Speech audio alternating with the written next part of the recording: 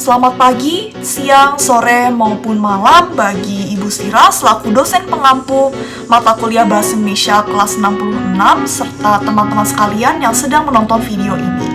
Perkenalkan, saya Agatha Leticia dari Prodi Teknik Biomedis dengan NIM 183240004. Pada kesempatan kali ini, saya akan mempresentasikan mengenai karya ilmiah yang saya susun bersama kelompok saya tentang pembuatan alat deteksi dini skoliosis menggunakan MPU 6050 berbasis Arduino.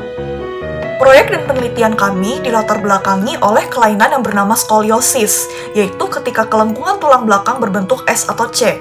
Skoliosis sulit dideteksi dini dan bisa mengganggu organ dan postur. Namun, saat ini di Indonesia kesadaran akan skoliosis dan akses alat deteksi skoliosis masih tergolong rendah. Salah satu sensor yang memiliki kemampuan untuk mendeteksi perubahan sudut atau kemiringan dan dapat diintegrasikan ke dalam sistem microcontroller seperti Arduino Uno untuk menjadi alat deteksi dini skoliosis portable yang mudah diakses adalah MPU 6050. Oleh karena itu, perlu diciptakan alat deteksi dini skoliosis berbasis Arduino Uno dan MPU 6050.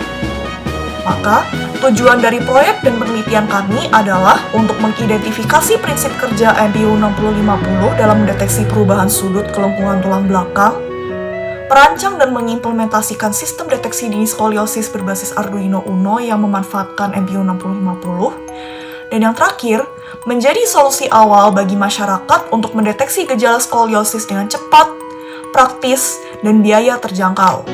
Ruang lingkup untuk proyek dan penelitian kami adalah cara kerja sensor gyroscope, yaitu sensor kecepatan sudut dan orientasi suatu objek berdasarkan prinsip inersia. Lalu, integrasi dan penggunaan sensor gyroscope dalam platform Arduino sebagai microcontroller utama. Berikutnya, memfokuskan pada perancangan sistem yang efektif dengan mempertimbangkan aspek akurasi pengukuran, kemudahan penggunaan, serta efisiensi biaya. Untuk sistematika penulisan dimulai dari pendahuluan yang berisi latar belakang masalah, tujuan, ruang lingkup, dan sistematika penulisan. Lalu untuk kajian pustaka yang terdiri dari landasan teori mengenai skoliosis, MPU 6050, Arduino Uno, sensor DHT22, sensor ultrasonik, serta penelitian-penelitian terdahulu yang relevan.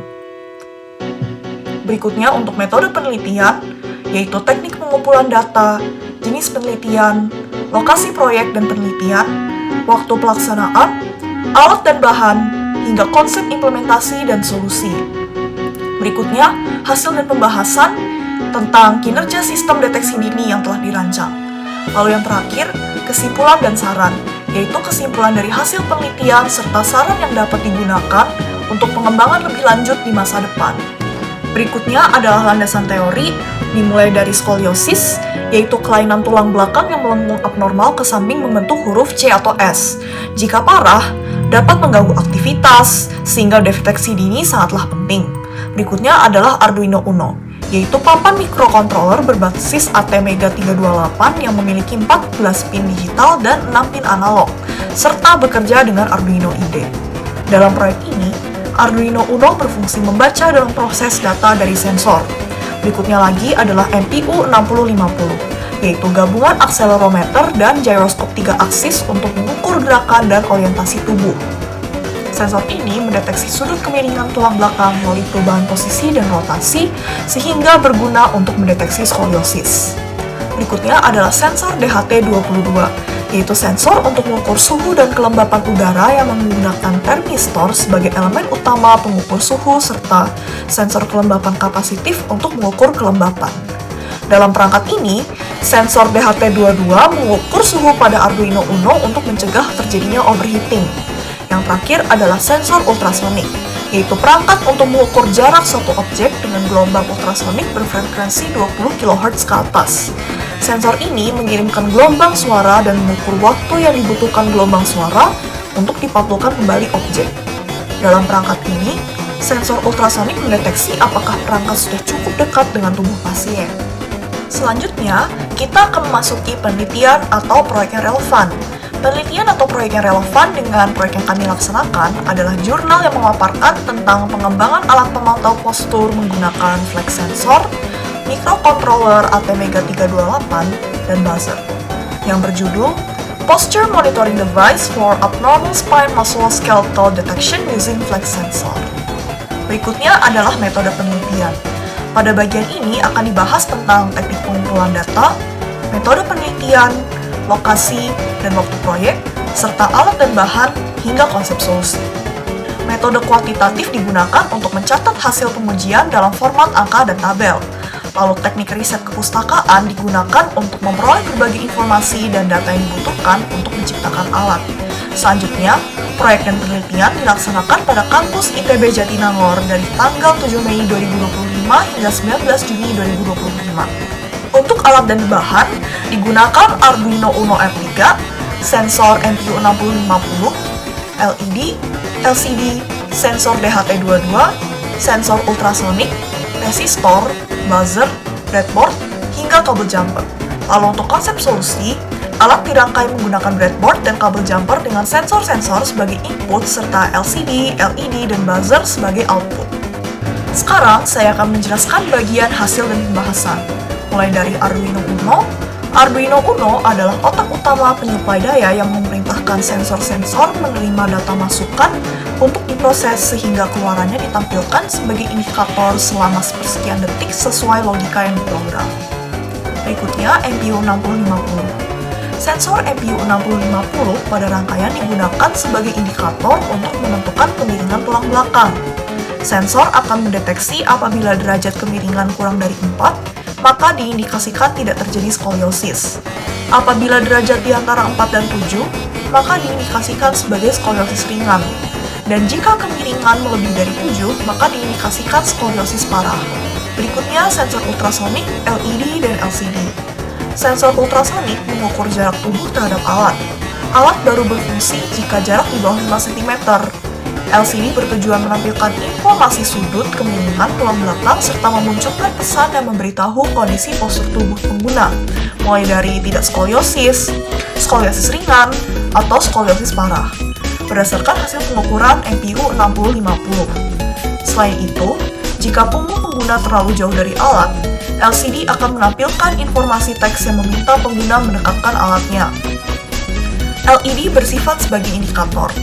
LED merah menyala untuk menunjukkan gejala skoliosis parah, hijau saat postur tubuh tidak menunjukkan gejala skoliosis, serta kuning saat tubuh menunjukkan gejala skoliosis ringan. Berikutnya DHT22 dan buzzer. Sensor DHT22 dalam alat ini mengukur suhu pada perangkat Arduino sebagai pendeteksi apabila suhu pada Arduino telah melebihi parameter, yaitu lebih dari 35 derajat Celcius supaya alat tidak berjalan setelah mengalami overheat, sehingga meminimalisir terjadinya malfungsi. Lalu, sensor DHT22 akan mengirimkan sinyal ke buzzer agar mengeluarkan suara sebagai keluaran atau penanda. Selanjutnya adalah wiring breadboard. Sensor ultrasonik memiliki pin VCC dan ground yang terhubung ke jalur positif yaitu merah dan negatif yaitu biru pada breadboard menuju pin 5V dan ground pada Arduino. Sementara itu, pin trip dan echo dari sensor tersebut masing-masing dihubungkan ke pin digital 8 dan 9 Arduino Uno. Sensor suhu DHT22 dipasang pada breadboard dengan pin paling kiri yaitu VCC dihubungkan ke jalur 5V, pin tengah yaitu Vout dihubungkan ke pin analog A0 Arduino untuk membaca sinyal suhu, dan pin paling kanan yaitu ground dihubungkan ke jalur ground. Ketiga LED masing-masing dihubungkan ke pin digital 2 untuk LED merah, pin 3 untuk LED kuning, dan pin 4 untuk LED hijau. Setiap LED dilengkapi resistor pembatas arus dan disambung ke ground. Buzzer terhubung ke pin digital 7 untuk input sinyal dan ke ground sebagai jalur kembali. Untuk LCD, pin SDA dan SCL dari modul LCD dihubungkan ke pin A4 dan A5 pada Arduino Uno, sedangkan pin VCC dan ground-nya disambungkan ke jalur daya breadboard. Seluruh rangkaian memperoleh suplai daya melalui jalur positif dan negatif pada breadboard yang bersumber dari pin 5V dan ground pada Arduino Uno. Di sini terdapat tabel hasil pengujian. Lalu kesimpulan yang bisa diambil adalah sensor MPU 6050 memantau percepatan linear serta kecepatan sudut secara simultan. Data sudut dikirim ke Arduino Uno, kemudian hasil pengukuran sesuai kemiringan punggung diidentifikasi untuk memperoleh hasil indikasi sebagai keluaran. ringkasnya ukuran, rendahnya konsumsi daya, serta stabilnya transfer data NTU6050 memungkinkan deteksi dini skoliosis real-time yang praktis dan cukup akurat bisa dilakukan. Untuk saran, perlu optimasi algoritma penyaringan pada pembacaan sensor, perbaikan desain fisik agar lebih ringkas dan nyaman digunakan, serta integrasi sistem daya mandiri agar efisiensi dan portabilitas tinggi. Demikian dari apa yang bisa saya sampaikan pada hari ini. Saya mohon maaf apabila terdapat kesalahan dalam penuturan kata maupun pemilihan kalimat. Akhir kata, saya ucapkan terima kasih atas perhatian yang telah diberikan.